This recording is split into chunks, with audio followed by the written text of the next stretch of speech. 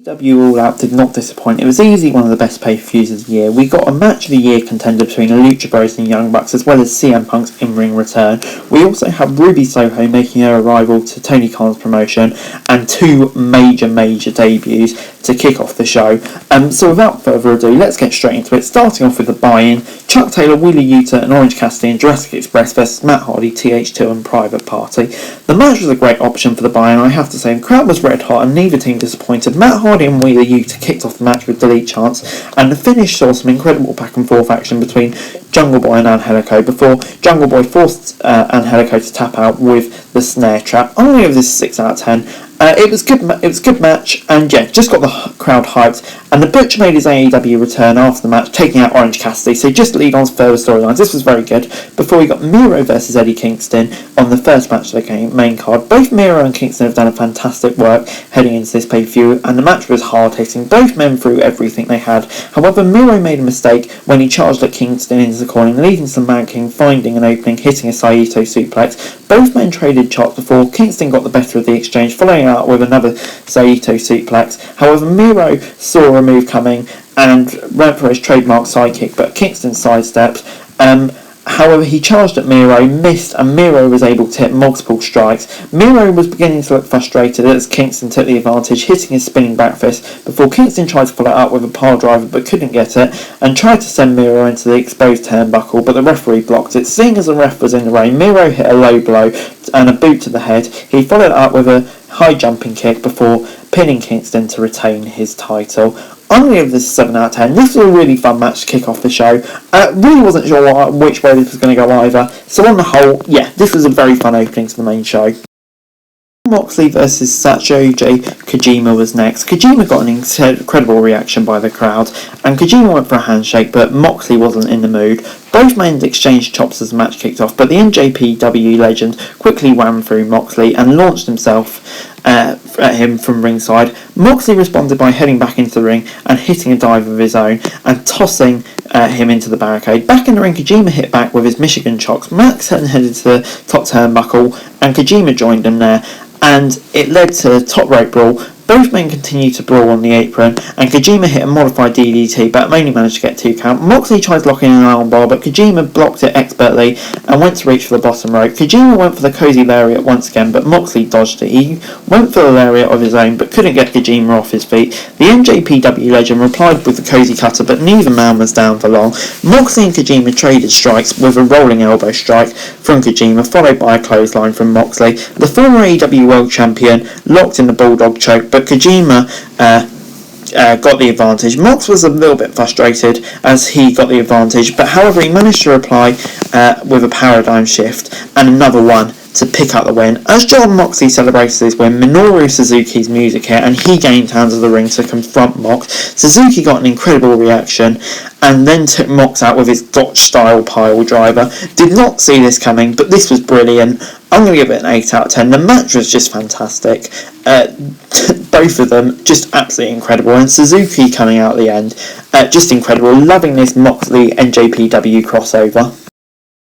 That was Britt Baker versus Chris Statlander. Statlander made a strong start, forcing the AEW Women's Champion to backtrack early, avoiding the spider crawl.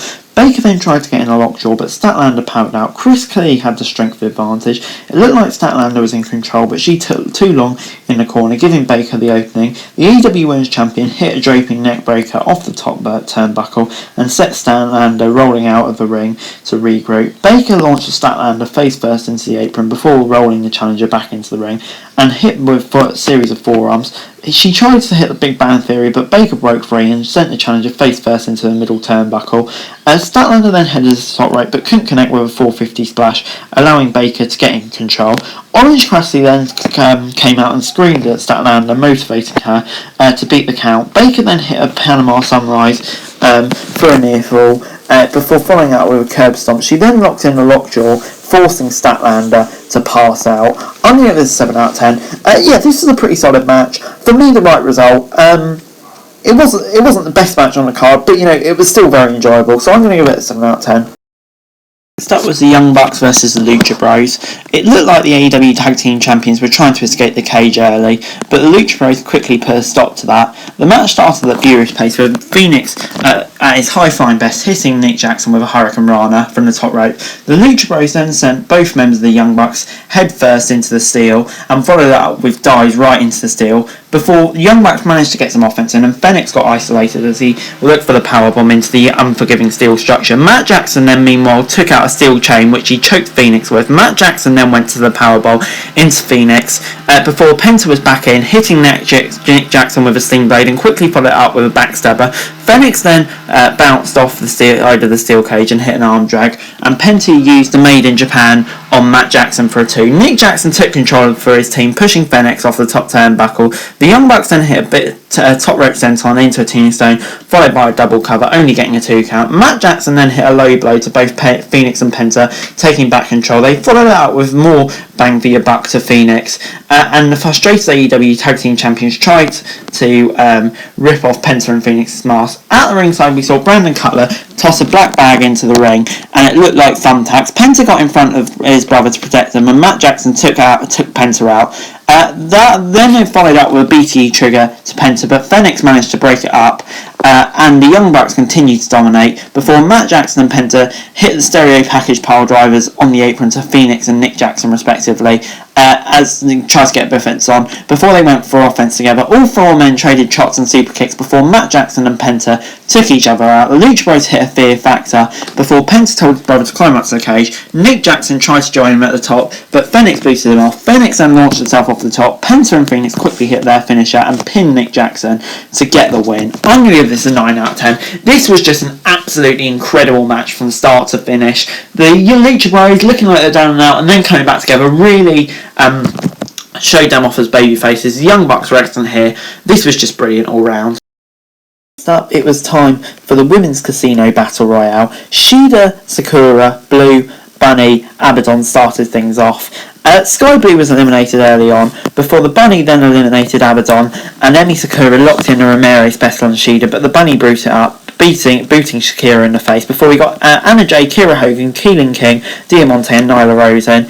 Sakura was eliminated quickly, however, after floundering on the apron and was eliminated by Shida, before Kira Hogan and Keelan King were both eliminated on the outside, before Shida went after Nyla Rose, going for Hurricane Rana. Rose caught her, getting tossed off the top rope, eliminating Shida, before Diamante and Nyla Rose formed a temporary alliance as Thunder Rosa, Penelope Ford, Riho, Jamie Hayter and Big Swole came in. Thunder Rose entered the ring and hit an immediate shotgun drop kick to Nyla Rose. Ford went right after Anna Jay. Swole went for Diamante. Nyla Rose hit back and Thunder Rosa while Jamie Hayter was all thrown over the top rope.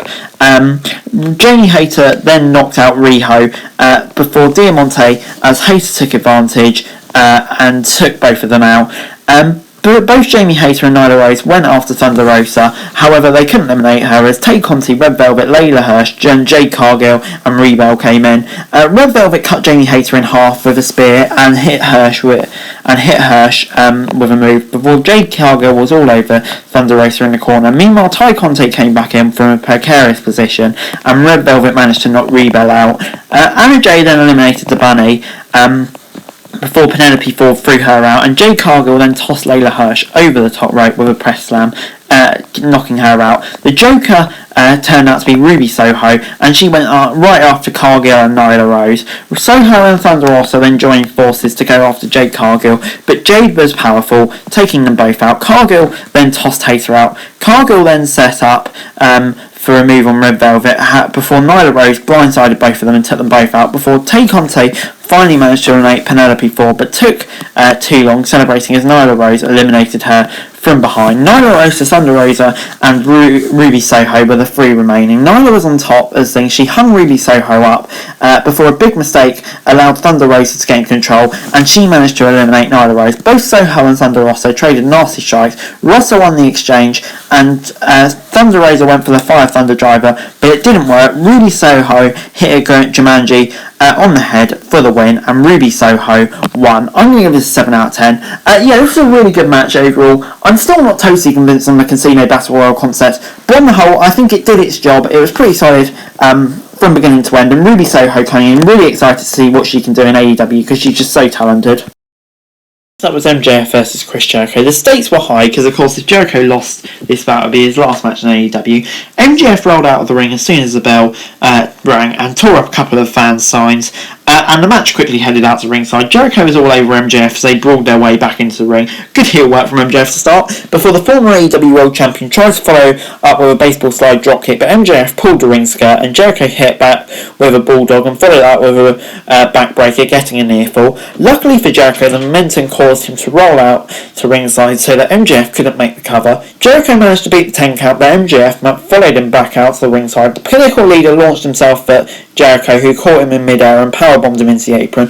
Back in the ring, Jericho headed to the top rope. It looked like he was attempting a double axe handle, but MJF caught him with a code breaker. Jericho headed to the top rope again, hitting a code breaker, but this time only getting a 2 count. When the referee turned his back, MJF hit Jericho with a Floyd baseball bat and followed that with a Judas effect. The referee didn't see Jericho's foot on the rope and it looked like his career was over before referee Paul Taylor explained what happened, and Jericho went for a roll up but only got a near fall. He then locked in the Lion Tamer, forcing MJF to tap out. This was questionable, but it really did build up the tension. It was something different, I suppose.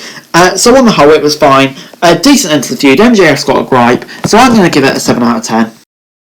It's then time for CM Punk's first match in over 7 years against Darby Allin. CM Punk sat down in the middle of the ring after getting in, staring at Darby Allin, who was sitting in the corner. There were holy shit chants before the match began. The bell finally rang for CM Punk's return. Both men felt each other out before Darby Allin knocked in the hammerlock. Punk made it back to his feet, but Darby Allin got a quick roll up before Punk took him down with an elbow strike. Darby took control with an arm drag and bouncing off the top rope before CM Punk replied by tossing Darby Allin into the ring post, causing him to fly out of the ring. CM Punk knocked in a modified bow and arrow lock back in the ring, but Allin reached the back rope.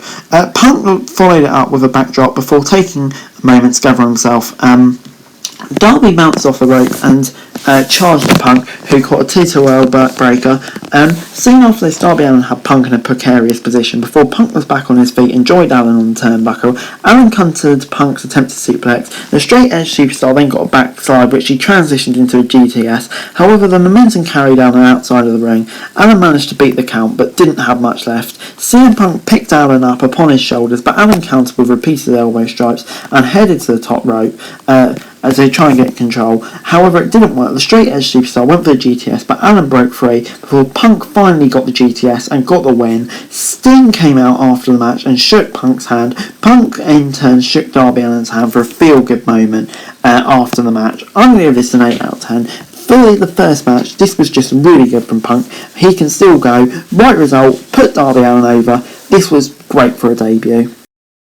Next up was QT Marshall versus Paul White in Paul White's first in-ring match in AEW. Obviously, he was in a bit of a dodgy shape after that attack by Billy Gunn last week. White took out members of the factory before QT Marshall tried to blindside him. However, White managed to hit a massive chop and follow that up with some more in the corner. White took back control quickly after some interference before Colorado and Solo tried to interfere. QT Marshall climbed up to the top turnbuckle and launched himself at Paul White before White caught QT Marshall by the throat and hit him with a passing chokeslam, taking him down. White then made the cover and it was impressive enough to put him away. I'm going to give this 6 out of 10. This was perfect, kind of just that little slot before where everyone can catch their breath and just get ready for the main event. This worked well. I'll give it a 6 out of 10. Then it was main event time. Kenny Omega versus Christian Cage. Omega immediately went for the knee strike, but Christian sidestepped it and went for the kill switch. Omega broke free and the match quickly spilled out to ringside. Omega put on a table on top of the Christian. Back in the ring, the AEW World Champion was totally dominating. He had a modified chokehold locked in on Christian and hit a moonsault. Back in the ring, Omega was in control but made the mistake of taking too long. Christian caused him to lose his footing and hit a Hurricane Rana and followed it up with a Tornado DDT before attempting for the kill switch, but Omega blocked it. The World Champion then attempted the One-Winged Angel, but Christian continued to counter. Back in the ring, Christian cut Omega in half with 2 spears to gain control before Gallows and Anderson came out at this point as Don Chalice distracts the referee. Omega ended up taking Gallows out with a V-trigger by mistake. Christian then hit a kill switch, but Omega kicked out at 2. Don Callis entered the ring before Christian went for another kill switch, but Omega countered it and hit a one-winged angel to retain his title. And then, as you might expect, the beatdown came. The Young Bucks came out of the match, and the Elite continued to attack Christian, Luchasaurus, and Jungle Boy as they came out, before the lights went off and Adam Cole's music hit, and he came down to confront his former friends, except he wasn't. He took out Jungle Boy and aligned himself with the Elite. Just as it looked like the show was over, Daniel Bryan made his AEW debut, joined faces with Christian, Luchasaurus and Jungle Boy to take on the Elite. Omega fled the scene and Bryan took out Nick Jackson. He took Jackson out with patented running knee kicks, sending the Elite scurrying to the back. What a way to end the show. This gets a 9 out of 10 from me. Just perfect. Not one but two major debuts, and they were just done in the perfect way. Dynamite this Wednesday is going to be an absolute must-watch. All Out 2021 gets a 9 out of 10 from me. It was just an absolutely incredible show from start to finish. There wasn't really a down point at all. The highs were ridiculously high. Surprise debuts, brilliant matches, just an all-round excellent, superb wrestling show. But anyways, that's it for the video. Thanks very much for watching. Remember to like, share, subscribe, any thoughts, comments down below. Follow me on Twitter, link in the description for daily wrestling news, and subscribe to my channel on the screen right now. They're greatly appreciated. Thanks very much for watching,